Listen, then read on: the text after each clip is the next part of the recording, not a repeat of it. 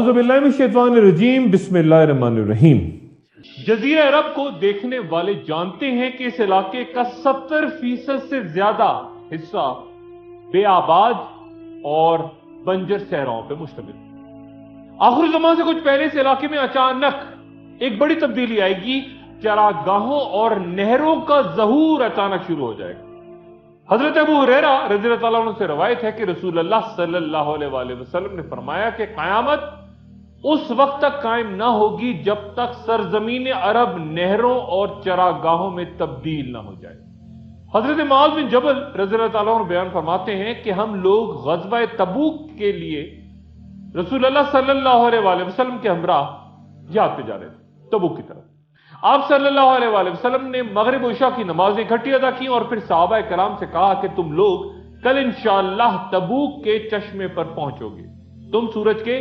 بلند ہو جانے کے بعد ہی وہاں پہنچو گے، تم میں سے جو بھی وہاں پہنچ جائے اسے چاہیے کہ وہ اس چشمے کے پانی کو میری آمد تک استعمال نہ کرے۔ حضرت معاذ رضی اللہ تعالیٰ عنہ فرماتے ہیں کہ جب ہم لوگ وہاں پہنچے تو دیکھا کہ 2 شخص پہلے ہی وہاں بیٹھے ہوئے تھے چشمے کے پاس، جس میں سے بڑی مشکل سے تھوڑا تھوڑا پانی نکل رہا تھا۔ رسول اللہ صلی اللہ علیہ وآلہ وسلم نے ان دونوں سے پوچھا کہ کیا انہوں نے اس چشمے سے پانی پیا ہے؟ تو انہوں نے جواب دیا کہ ہاں۔ آپ صلی اللہ علیہ وآلہ وسلم نے دونوں پہ شدید ناراضگی کا اظہار کیا اور پھر صحابہ کرام نے چشمے کا پانی اپنے ہاتھوں سے تھوڑا تھوڑا کر کے جمع کیا تاکہ کچھ مقدار میں پانی اکٹھا ہو گیا۔ رسول اللہ صلی اللہ علیہ وسلم نے جیسے ہی وہ پانی دوبارہ چشمے میں ڈالا تو وہ تقریباً سوکھا ہوا چشمہ پوری قوت سے پھر ابل پڑا اور نہایت تیزی سے بہنے لگا۔ لشکر کے لوگوں نے خوب سیر ہو کے پانی پیا اور اس مرحلے پہ رسول اللہ صلی اللہ علیہ وآلہ وسلم نے فرمایا کہ معاذ، اگر تمہاری عمر نے وفا کی تو تم دیکھو گے کہ یہ سارا علاقہ باغات اور آبادی سے معمور ہو جائے گا۔ بعض اہل نظر کا کہنا ہے کہ ہوا کا ایک مضبوط دباؤ آہستہ آہستہ پیش قدمی کر رہا ہے جزیرہ عرب کی جانب، جو اپنے ساتھ برف اور بارشوں کو سمیٹے ہوئے۔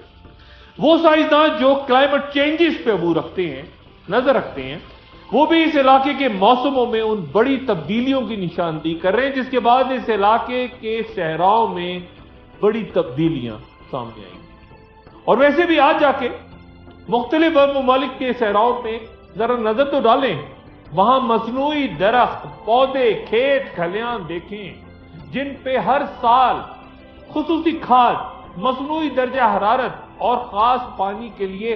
اربوں ڈالر خرچ ہو رہے ہیں۔ اور پھر رسول اللہ صلی اللہ علیہ وآلہ وسلم کے وہ الفاظ یاد کیجئے کہ اے معاذ، اگر تمہاری عمر نے وفا کی تو تم دیکھو گے کہ یہ علاقہ باغات سے معمور ہے۔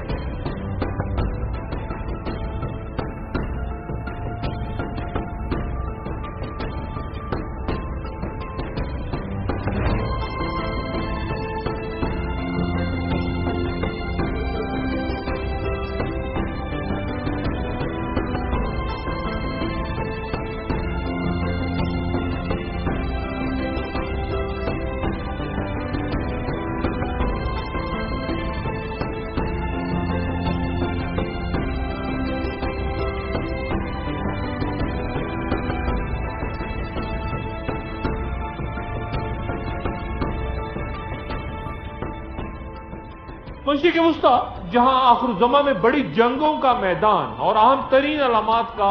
ظہور بنے گا، وہی آخر الزمان میں ایسا بہت کچھ ہوگا کہ انسانی عقل دنگ رہ جائے گی اور یہ فیصلہ کرنا دشوار ہوگا کہ جو کچھ فلاں شخص بیان کر رہا ہے یا جو کرشمہ وہ دیکھ رہا ہے، کیا وہ کوئی بڑا دعویٰ جو سامنے آ رہا ہے وہ سچا ہے، وہ کوئی معجزہ ہے یا پھر جادو۔ اور اس مرحلے میں مختصر سا تذکرہ میں جادو کا کر لوں، کیونکہ معجزہ، کرشمہ، کرامت، جادو، ان سب میں فرق کرنا ضروری ہے آج کی دنیا میں بھی اور خاص طور پہ مستقبل میں بھی، جب ایسے کردار سامنے آئیں گے جو لوگوں کو مرغوب کریں گے۔ یہ جادو کیا ہوتا ہے اور اسے کیسے کیا جاتا ہے؟ جادو کی تاریخ اتنی پرانی ہے کہ قرآن شریف میں اللہ تعالیٰ فرماتے ہیں کہ ان کے پاس جو بھی رسول آیا انہوں نے کہہ دیا کہ یہ تو جادوگر ہے یا پھر دیوانہ ہے۔ گویا آغاز دعوت و رسالت کے وقت ہی انسانوں کے ہاں جادو موجود ہے، اور وہ اللہ کے ہر پیغمبر کو جادوگر سمجھتے تھے اور متاثر ہونے کے لیے بھی معجزے کا مطالبہ کرتے تھے، اور پھر معجزہ دیکھنے کے باوجود بھی اگر کسی اور جادوگر کے جادو کو بڑا دیکھتے تو پیغمبر کو جھٹلا دیتے تھے۔ گویا وہ دعوت سے نہیں،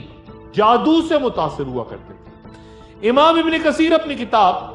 البدایہ والنہایہ میں دمشق کے بارے میں کہتے ہیں کہ جن لوگوں نے دمشق آباد کیا وہ ستاروں کے پجاری تھے، اور انہوں نے شہر کے 7 دروازوں پر ستاروں کی شکلیں بنا رکھی تھی۔ اہل بابل بھی 7 ستاروں کی پوجا کیا کرتے تھے، اور آج بھی علم نجوم کا کاروبار کرنے والے 7 سیاروں یعنی زحل، مشتری، زہرہ، مریخ، عطارد، یورینس اور شمس کے بلبوتے پہ یہ سارا کام۔ یہ جادو صرف بابل اور مصر میں ہی مشہور نہیں تھا، بلکہ عراق کے مختلف علاقوں اور ہندوستان، مراکش، شام اور روم میں بڑے بڑے جادوگر موجود تھے، اور مشہور ایرانی سپہ سالار رستم ستاروں کی حرکت کو فتح و شکست کا باعث سمجھتا تھا۔ یہی وجہ ہے کہ جنگ قادسیہ میں وہ 4 ماہ تک مسلمانوں کے سامنے ہی نہ آیا۔ ایرانیوں کا یہ بھی عقیدہ تھا کہ ان کے پاس کسرا کے زمانے کا جو جھنڈا ہے جسے وہ مقدس سمجھتے ہیں اور جس پہ سونے سے کچھ ہندسے اور ستاروں کے نام درج ہیں، اس جھنڈے کی موجودگی میں کوئی انہیں شکست نہیں دے سکتا۔ لیکن جزیرہ عرب سے اللہ کا نام لے کر اٹھنے والے صحابہ کرام نے نہ صرف رستم اور اس کی فوج کو شکست دی، بلکہ وہ پرچم جسے مقدس سمجھا جاتا تھا اسے بھی اپنے قدموں تلے رون ڈالا۔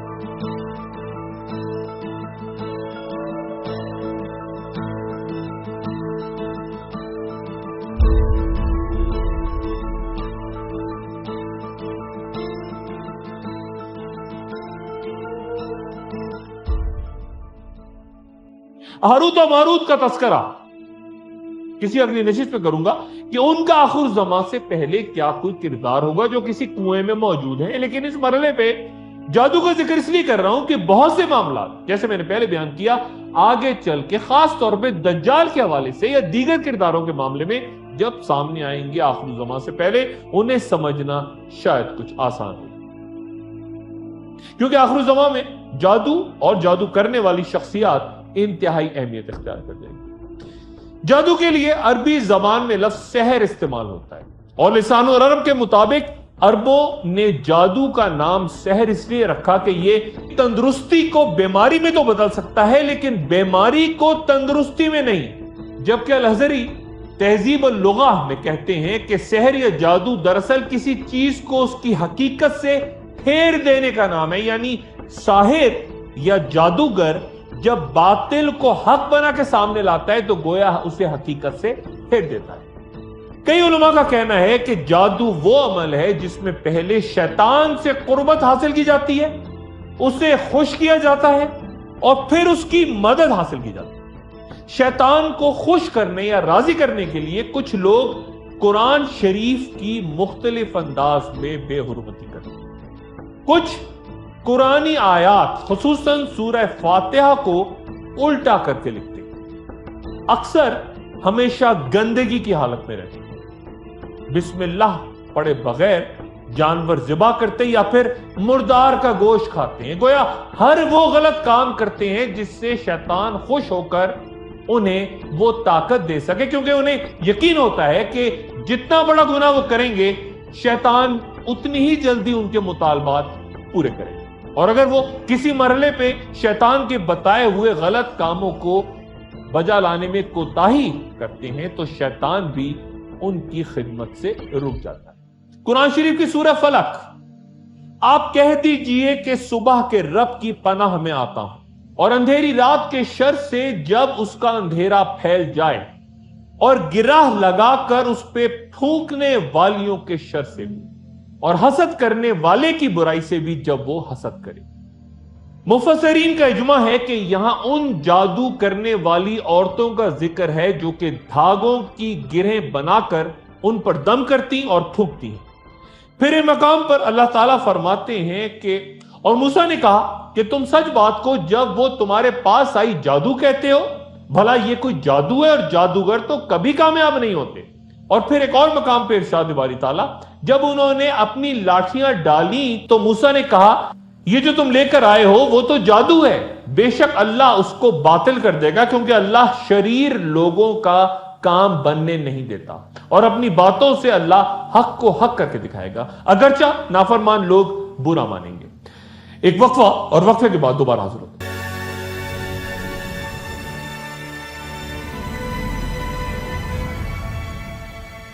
خوش آمدید۔ کیا رسول اللہ صلی اللہ علیہ وآلہ وسلم پر جادو ہوا تھا؟ متعدد علماء سے روایت ہے کہ یہودیوں نے ایک جادوگر لبید بن علسم کے ساتھ یہ معاملہ کر لیا کہ وہ رسول اللہ صلی اللہ علیہ وآلہ وسلم پہ جادو کرے، اور اس کے بدلے اسے 3 دینار دیے جائیں گے۔ چنانچہ اس بدبخت نے یہ کام اس طرح کیا کہ ایک چھوٹی سی لڑکی کے ذریعے جو آپ رسول اللہ صلی اللہ علیہ وآلہ وسلم کے گھر میں آتی تھی، آپ صلی اللہ علیہ وآلہ وسلم کے چند بال منگوائے اور ان پہ جادو کر کے ایک جگہ رکھ دیا۔ اس واقعے سے متعلق مختلف روایات کو جمع کیا جائے تو معلوم ہوتا ہے کہ وہ جادو آپ رسول اللہ صلی اللہ علیہ وآلہ وسلم کو امہات المومنین کے پاس جانے سے روکنے کے لیے۔ اس جادو کی مدت کے بارے میں علماء کے درمیان اختلاف ہے، بعض نے 40 روز اور بعض نے دیگر مدت بیان کی۔ اور پھر رسول اللہ صلی اللہ علیہ وآلہ وسلم نے اللہ سے دعا کی، اور اس کے بعد اللہ تعالیٰ نے فرشتوں کو آپ کے پاس بھیجا جنہوں نے بیان کیا کہ جادو کس نے اور کس چیز پر کیا ہے اور وہ کہاں رکھی گئی ہے۔ اس واقعے کی تفصیل حدیث میں یوں بیان ہو۔ حضرت عائشہ صدیقہ رضی اللہ تعالیٰ عنہ سے روایت ہے کہ قبیلہ بنو زریق سے تعلق رکھتے ایک شخص جس کا نام لبید بن عصام تھا، اس نے رسول اللہ صلی اللہ علیہ وآلہ وسلم پہ جادو کر دیا، جسے آپ صلی اللہ علیہ وآلہ وسلم اس قدر متاثر ہوئے کہ آپ کا خیال ہوتا کہ آپ صلی اللہ علیہ وآلہ وسلم نے فلاں کام کر لیا ہے، حالانکہ آپ صلی اللہ علیہ وآلہ وسلم نے نہیں کیا ہوتا تھا۔ یہ معاملہ ایسے ہی چلتا رہا، یہاں تک کہ ایک روز آپ صلی اللہ علیہ وآلہ وسلم میرے یعنی حضرت عائشہ صدیقہ رضی اللہ تعالیٰ عنہ کے پاس تشریف لائے اور فرمایا کہ اے عائشہ، کیا تمہیں معلوم ہے اللہ نے میری دعا قبول کر لی ہے؟ میرے پاس 2 آدمی آئے تھے جنہوں نے مجھے بتایا کہ مجھ پر لبید بن علسم نے کنگھی، بالوں اور کھجور کے خوشوں پر جادو کر کے یہ چیزیں ایک کنویں میں رکھ دی ہیں۔ چنانچہ رسول اللہ صلی اللہ علیہ وآلہ وسلم اپنے صحابہ کرام کے ساتھ اس کنویں تک گئے اور ان چیزوں کو نکال کر واپس آئے اور فرمایا کہ اے عائشہ، اس کنویں کا پانی انتہائی سرخ ہو چکا تھا اور اس کی کھجوروں کے سر ایسے تھے جیسے شیطان کے سر۔ حضرت عائشہ صدیقہ رضی اللہ تعالیٰ نے پوچھا کہ یا رسول اللہ، کیا آپ نے جادو کنویں سے نکال دیا؟ تو آپ صلی اللہ علیہ وآلہ وسلم نے فرمایا کہ اللہ تعالیٰ نے مجھے عافیت دے دی اور میں نہیں چاہتا کہ لوگ کسی شر اور فتنے میں مبتلا ہو جائیں۔ علامہ المازری رحمۃ اللہ علیہ فرماتے ہیں کہ مبتدئین نے اس حدیث سے انکار کرتے ہوئے دلیل دی ہے کہ یہ منصب نبوت کی توہین ہے، یہ شکوک و شبہات پیدا کرتی ہے اور اسے درست کہنا شریعت پر سے یقین ختم کرنے کے مترادف ہے۔ ہو سکتا ہے کہ آپ صلی اللہ علیہ وآلہ وسلم کو صرف یہ محسوس ہوتا ہو کہ جبرائیل علیہ السلام آپ کی طرف آتے ہیں، جبکہ حقیقتاً وہ آپ کی طرف نہ آتے۔ لیکن پھر کئی علماء نے اس اعتراض کا جواب یوں دیا ہے کہ جادو سے منصب نبوت پہ کوئی حرف نہیں آتا، کیونکہ دنیا میں انبیاء پر بیماریاں بھی آئیں جو کہ آخرت میں ان کے درجات کی بلندی کا سبب بنی۔ اور پھر قرآن شریف میں ہی حضرت موسیٰ علیہ السلام کا وہ قصہ بیان ہے جنہیں جادو کی وجہ سے خیال ہونے لگا تھا کہ ان کی طرف پھینکے ہوئے ڈنڈے دوڑ رہے ہیں، لیکن اللہ تعالیٰ نے انہیں ثابت قدم رکھا اور نہ ڈرنے کی تلقین کی۔ سورہ طٰہٰ میں یہ واقعہ بیان ہے، گویا جو بیماری انبیاء پہ آتی ہے اس سے ان کی قوت میں اضافہ ہوتا ہے، مزید معجزات عطا ہوتے ہیں اور جادوگر یا کافر ذلیل ہوتا ہے۔ حضرت ابن عباس رضی اللہ تعالیٰ عنہ سے روایت ہے کہ رسول اللہ صلی اللہ علیہ وآلہ وسلم نے فرمایا کہ جس نے ستاروں کا علم سیکھا گویا اس نے جادو کا ایک حصہ سیکھ لیا،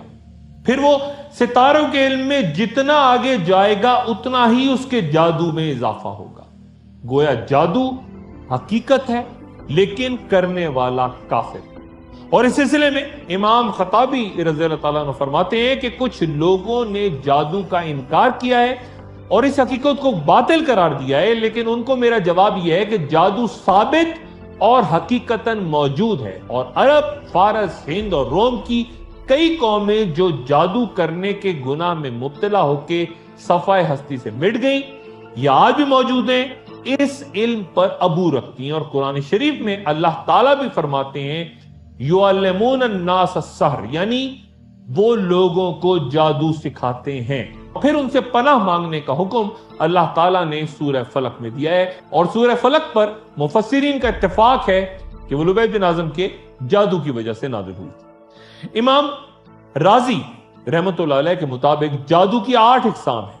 پہلے وہ لوگ جو 7 ستاروں کی پوجا کیا کرتے تھے اور یہ عقیدہ رکھتے تھے کہ یہی ستارے کائنات کے امور کی تدبیر رکھتے ہیں اور خیر و شر کے مالک ہیں، اور ان کی جانب اللہ تعالیٰ نے حضرت ابراہیم علیہ السلام کو نبی بنا کے بھیجا۔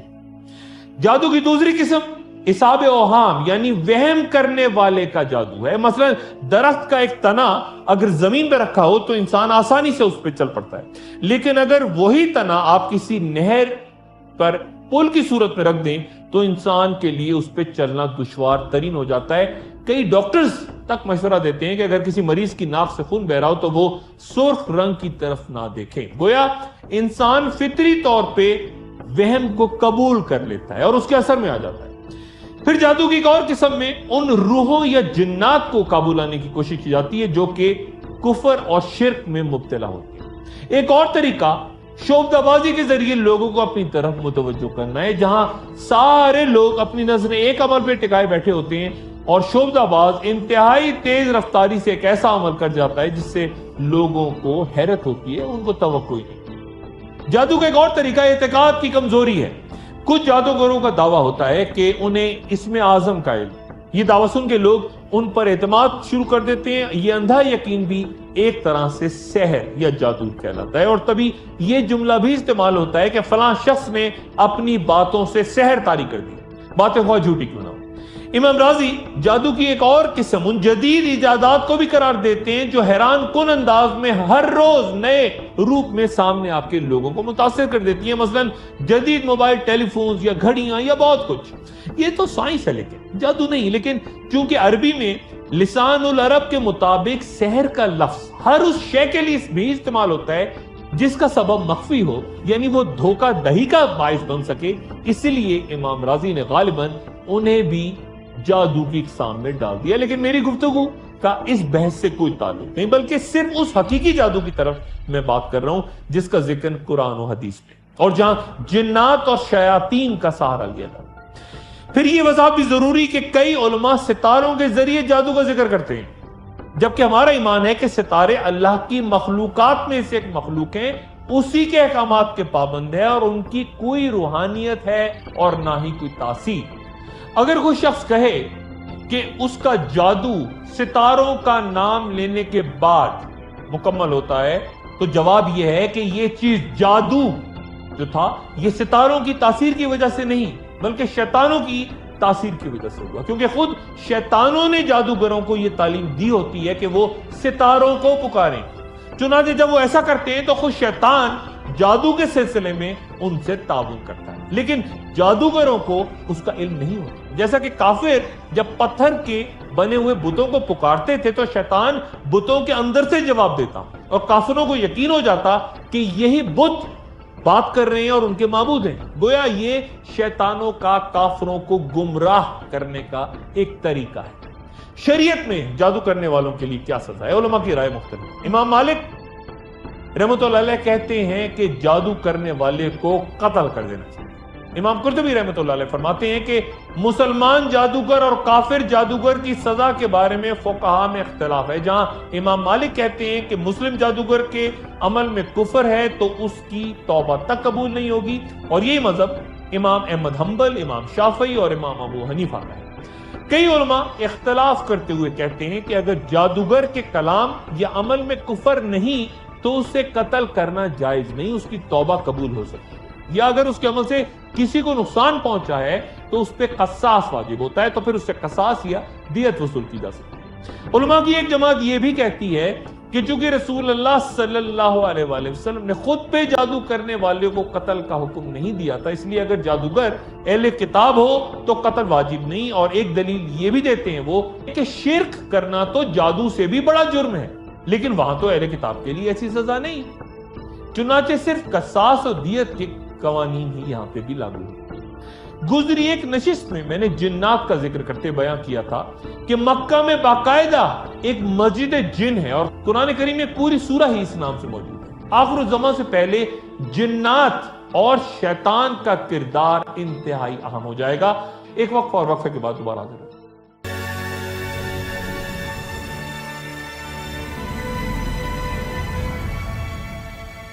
خوش آمدید۔ عجائب القصص میں تحریر ہے کہ جب تخلیق کا فیصلہ ہوا تو رب العزت نے آگ کا ایک بڑا آلہ جلایا، بہت بڑا، جس کے شعلوں کی کوئی حد نہ تھی، اور پھر حکم خداوندی سے اس آگ کے نور سے فرشتے پیدا ہو گئے، اوپر اٹھتے ہوئے شعلوں سے جنات نے جنم لیا، جبکہ سیاہ دھوئیں سے دیو نمودار ہوئے، اور اس طرح کائنات کی تخلیق کا پہلا مرحلہ مکمل۔ پہلا جن مارج کے نام سے تھا، پھر اس کی بیوی مرجہ پیدا کی گئی، دونوں کے تعلق سے ایک لڑکا اور ایک لڑکی پیدا ہوئے، پھر کچھ عرصے کے بعد ایک اور لڑکا اور ایک لڑکی، اور اس طرح یہ تعداد 70,000 تک جا پہنچی۔ تو اللہ تعالیٰ نے ان پہ قانون نافذ کر دیا، اور وہ جوڑوں کی شکل میں خاندانوں، گروہوں اور قبیلوں میں رہنے لگے۔ جنوں کی نسل بڑھتی گئی تو اللہ نے انہیں رتبوں کے لحاظ سے زمین، ہوا اور آسمان پہ آباد کر، اور جو زمین پہ آئے جلدی ان میں سے بہت سے شریر ہو گئے اور کچھ اللہ کے اطاعت گزار۔ اللہ کے قریب ترین جنات میں سے ایک عزازیل بھی تھا، جسے آج ہم شیطان کے نام سے جانتے ہیں، جس نے جنات کے قبیلے بنو الجان کی ایک لڑکی سے شادی کی تو اللہ نے اسے کثرت اولاد سے نوازا۔ اس کے ہزاروں بیٹے اور بیٹیاں پیدا ہوئے، اور وہ بھی ہر وقت اللہ کی عبادت میں مشغول رہتے۔ 1000 سال کی مسلسل عبادت کے بعد اللہ نے اس کا درجہ بلند کر دیا اور اسے دوسرے آسمان پہ جا ٹھہرایا، پھر ایک اور 1000 سال کی عبادت کے بعد تیسرے آسمان پر، اور پھر اس کی پیشانی سجدوں کی تاریخ بنتی چلی گئی اور اس کے درجات بلند ہوتے چلے گئے، اور یہاں تک کہ وہ 7ویں آسمان پہ اسے قرب الہی نصیب ہو گئی۔ ایک روز زمین نے اللہ تعالیٰ کے سامنے فریاد کی کہ یا اللہ، تو نے کس شریر مخلوق کو میرے سینے پہ اتار دیا ہے جو ہر وقت قتل و غارت اور شرانگیزی میں مشغول رہتی ہے؟ تب شریر جنوں کی تعداد زمین پر لاکھوں تک پہنچ چکی تھی، تو اللہ تعالیٰ نے جنات میں پہلے پیغمبر حضرت عامر بن عمیر بن الجان کو ان کی ہدایت کے لیے بھیجا۔ یہ جن پیغمبر تھے، لیکن چند ہی روز میں جنات نے انہیں زمین پر شہید کر دیا۔ پھر اللہ تعالیٰ نے دوسرے پیغمبر جنات میں بھیجے، حضرت صائق بن مائق بن الجان، لیکن انہیں بھی قتل کر دیا گیا، اور یہ سلسلہ 800 سال تک جاری رہا، اور اس دوران 800 انبیاء جنات میں سے شہید ہو گئے جنات کے ہاتھ۔ تو پھر اللہ نے جنات پر عذاب لانے کا فیصلہ کیا، ان پہ قہر نازل ہوا تو زمین کا بڑا حصہ ان سے صاف ہو گیا، اور چند اطاعت گزار جنات جو بچے انہوں نے غاروں میں چھپ کے جان بچائی۔ پھر کچھ عرصے امن رہا، ان کی نسل بڑھی، اور پھر انہوں نے خونریزی شروع کر دی، اور یہ سلسلہ 1,00,000 سال تک جاری رہا۔ آخرکار اللہ تعالیٰ نے عزازیل کو فرشتوں کی فوج کے ساتھ زمین پر بھیجا، انہوں نے جنات کی بڑی تعداد کو قتل کر دیا، اور جو زندہ بچ گئے انہوں نے اللہ کی اطاعت قبول کر لی۔ وہ گھڑی جب تمام شریر جنات ختم ہو گئے زمین پر سے یا آسمانوں پر سے، وہ حضرت آدم علیہ السلام کی پیدائش کا وقت بیان۔ عزازیل آدم علیہ السلام کو سجدہ نہ کرنے کی سزا پر ابلیس قرار پایا تو وہ اپنے 9 بیٹوں کے ساتھ زمین پہ آ گیا۔ اس نے اپنے بیٹے حفاف کو صحراؤں میں شر پھیلانے، لافس اور بلحان کو نمازوں کے دوران وسوسے پیدا کرنے، ایک بیٹے زلمبور کو جھوٹی تعریف اور جھوٹی قسموں کے لیے اکسانے، ایک بیٹے حشر کو مذہب کی غلط تشریح کرنے، ابیت کو انبیاء کے خلاف بھڑکانے، واسم کو گھروں میں فساد ڈالنے، اور ایک اور بیٹے متوس کو افواہ سازی پہ لگا دیا۔ शैतान को जमीन पर उतरने के बाद जिन्नात को अपने बरादर बुजुर्ग की रहनुमाई भी मिल गई और वो उसके इर्द गिर्द जमा होने लगे। इब्लीस ने तमाम जिन्नात अपने बेटों में तकसीम कर दिया और यूं जमीन पर शर, गुमराही और जादू की तारीख का आगाज हो गया। शैतान ने सबसे पहले बनी काबिल के कुछ लोगों को जिन्नात काबू करने का तरीका सिखाया। आमिल अपने जिन्नात के जरिए गायब के अहवाल जमा करते, दुश्मनों की खेतियां जलाते, उनके माल मवेशी मरवाते, बस्तियों में वबाएं फैलाते, लोगों में नफ्सियाती ख्वाहिशात उभारते, गरोहों और खानदानों में गलतफहमियां पैदा करके उन्हें लड़वाते और अंबिया के खिलाफ राय उठाते। ये आमिल माशरे में बड़े मुमताज कहलाते और मरने से पहले इनके कब्जे में जो जिन्नात होते ये अपनी औलाद में तकसीम कर जाते। हजरत सुलेमान अलैहिस्सलाम के आने तक इंसानी तारीख इन जिन्नात की शरंगेजियों और बढ़ती ताकत से भरी पड़ी। वो बस्तियों को तबाह करते और इंसानों को अपने गुलाम बना के ले जाते और तभी हजरत सुलेमान अलैहिस्सलाम को इंसानों,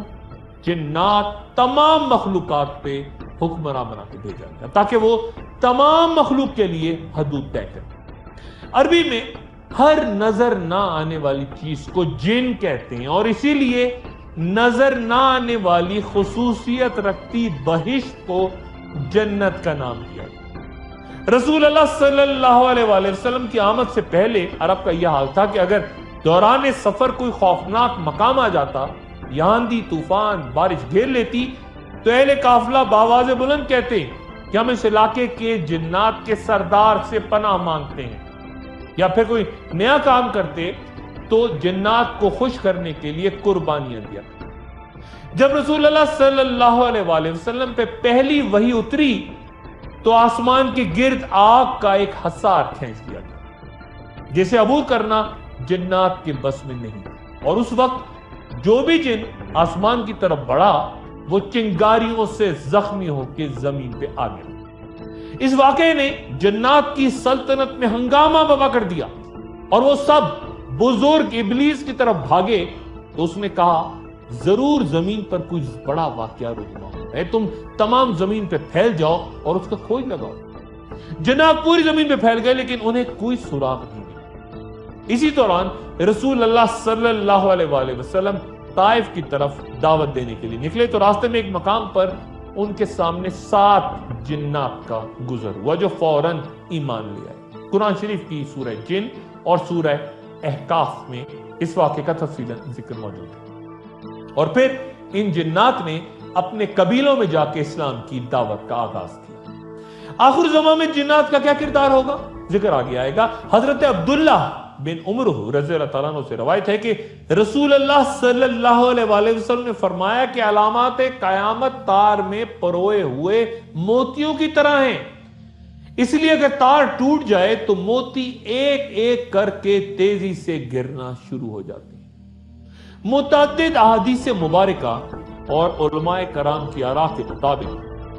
अभी इमाम मेहदी के ज़हूर को सिर्फ 18 दिन ही गुजरे होंगे कि तारीख इंसानी का सबसे बड़ा फितना दज्जाल जाहिर हो जाएगा। वो औलाद आदम में से ही होगा लेकिन उसके पास कुछ ऐसी ताकतें होंगी, इतनी ताकतें, इतनी कुव्वतें, क्या वो जादू होगा, क्या वो जिन्नात होंगे, क्या कुछ होगा, बहुत ताकत होगी। इतनी ताकत कि वो दावा करेगा कि वो रब्बुल आलमीन है और जितनी मखलूक है उस पे ईमान लाए। गुफ्तगू का सिलसिला जारी रहेगा। अपना दोस्तों, रिश्तेदारों, गिरदो नवाह के लोगों का सब ख्याल रखिएगा।